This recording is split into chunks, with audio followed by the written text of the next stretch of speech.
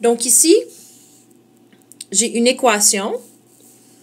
S est égal à 450 moins 50 M. Je la vois ici. Okay? Cette équation va avec le graphique qu'on voit en dessous. Ce que ça m'indique ici, j'ai deux informations. J'ai le 450 et j'ai le négatif 50. Il y en a un que c'est mon taux de variation et l'autre c'est la valeur initiale. Je peux voir ici sur le graphique, ça c'est ma valeur initiale. Donc ma valeur initiale, c'est 450. Comme je peux voir dans le titre, ça dit la relation entre le nombre de mois et le solde à payer.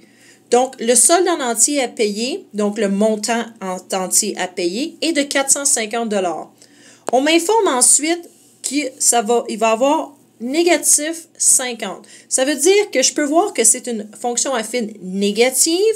Donc, à chaque fois, ça va descendre de 50 $. Okay? Donc, c'est négatif 50, négatif 50, négatif 50. Donc, mon taux de variation est de négatif 50 $. Donc, ça, c'est l'information que je suis capable de ressortir de l'équation.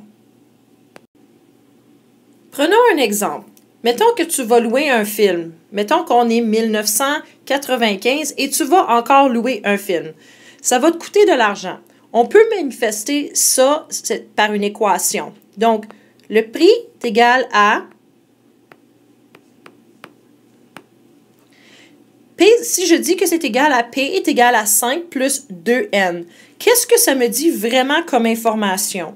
Quelle est ma valeur initiale? Je me souviens que la valeur initiale, c'est toujours la valeur de départ et c'est le chiffre qui est toute seule dans l'équation. Donc, ma valeur initiale est 5 $. Ensuite, je cherche le taux de variation. Le taux de variation est toujours représenté avec la variable, ici. Donc, mon taux de variation est de 2 $. Donc, ce que ça m'indique par cette équation-là, je suis capable de déduire que si je vais louer un film, ça va me coûter 5 $ pour louer le film et ensuite 2 $ par journée additionnelle. Donc, ça veut dire si tu remets ton film en retard, tu vas payer 2 $ de plus à chaque jour. Voici l'information qu'on ressort d'une équation. Donc, voici ici une situation. Si on reprend exactement la même équation qu'on avait juste avant ici, P est égal à 5 plus 2N, où P représente le prix et N représente le nombre de jours. Voici ce que je sais mon information. Combien ça coûte si tu loues un film pour 4 jours? Donc ici, c'est 4 jours. Donc 4, c'est, est-ce que c'est P ou c'est N? C'est N, parce que c'est le nombre de jours. Donc, dans mon équation, au lieu de N, je vais mettre 4, parce que mon nombre de jours, c'est 4 jours. Et ensuite, je résous. Bien sûr, c'est important. Donc, je vais résoudre en respectant Pedma. Donc, je vais faire P parenthèse en premier. 2 fois 4, ça me donne 8. Donc, 5 plus 8 est égal à 13. Donc, combien est-ce que ça coûte pour louer un film pour 4 jours? Ça coûte 13 $. Et bien sûr, je mettrai ma réponse dans une phrase complète. Donc, voici un autre exemple, un petit peu différent. J'ai la même équation de P est égal à 5 plus 2N. Où ce que je sais ici, le P est égal à prix et N est égal à nombre de jours. Si l'équation me dit, si tu dois payer 21 $, combien de jours as-tu eu le film? Donc, ici, on dit, l'information qu'elle me donne, c'est 21 $. Donc, et j'ai payé 21 $. Donc, je dois m'interroger. Est-ce que 21, c'est P ou c'est N?